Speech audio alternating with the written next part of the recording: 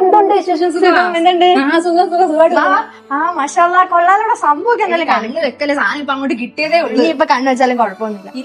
നിന്റെ ലണ്ടൻ വിശേഷമൊക്കെ? ഓ ലണ്ടനിൽ എന്ത് പറയാനാടി, അവിടെ ആണെങ്കിൽ ഫുള്ള് പ്രശ്നമാണ്. നമുക്കാണെങ്കിൽ പുറത്തു പോകാനും പറ്റത്തില്ല. ഞാൻ ഇപ്പൊ രാത്രിയൊക്കെ ഒന്ന് പുറത്തു പോകുന്ന ദുബായിൽ വന്നിട്ടാ.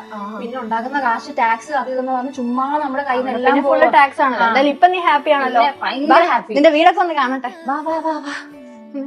ഇതൊക്കെ നീ എപ്പോ സെറ്റ് ചെയ്തു? എടി ഈ സംഭവം ഇല്ലേ, കിച്ചണിൽ വരുന്ന അപ്ലയൻസസും കാര്യങ്ങളും എല്ലാം നമുക്ക് ഇവരുടെ കയ്യിൽ നമുക്ക് ബാത്റൂം ഒന്നും മേടിക്കേണ്ടത്, അതിനകത്തുള്ള സാധനങ്ങളെല്ലാം അതിനകത്തുണ്ട്. പക്ഷെ നമുക്ക് മേടിക്കേണ്ടി വന്നെന്ന് പറഞ്ഞാൽ ഫർണിച്ചർ നമ്മുടെ ബെഡിൽ ഇതാ, ബെഡ്റൂം ഇതാ, ഈ ബെഡ്റൂമിൽ സാധനങ്ങൾ മാത്രമേ നമുക്ക് മേടിക്കേണ്ടി വന്നുള്ളൂ. കബോർഡ് കാര്യങ്ങളെല്ലാം നീ നോക്കിയാൽ അത്യാവശ്യം നല്ല സ്പേസ് സംഭവം അത് നിങ്ങൾക്ക് രണ്ടുപേർക്ക് നല്ല അത്യാവശ്യം സ്പേഷ്യസ് ആണ്. പക്ഷെ എന്തായാലും നിനക്കറിയാലോ, ഞാൻ ഒരുപാട് നാളായിട്ട് ഇവിടെ നോക്കുന്നുണ്ട്. എനിക്ക് നല്ലതൊന്നും കിട്ടുന്നേ ഇല്ല. എനിക്കിത് കണ്ടിട്ട് ഒരു സമാധാനം ഇല്ല. എനിക്കറിയാലോ നീ നോക്കുന്നത്. ഞാൻ എന്തായാലും എനിക്ക് ഞങ്ങൾക്ക് എടുത്തുന്ന ഒരാളുണ്ട്, ആ പുള്ളിക്കാരൻ നമ്പർ ഞാൻ നിനക്ക് തരാം, നീ ഒന്ന് കോൺടാക്ട് ചെയ്ത് നോക്ക്, എന്തായാലും ഒന്ന് വിളിച്ചു നോക്കാം. പിന്നെ എന്തോ നമുക്ക് വലിയ എമൗണ്ട് നമ്മുടെ കയ്യിൽ നിന്ന് ഒറ്റയടിക്കൊന്നും ആയില്ല.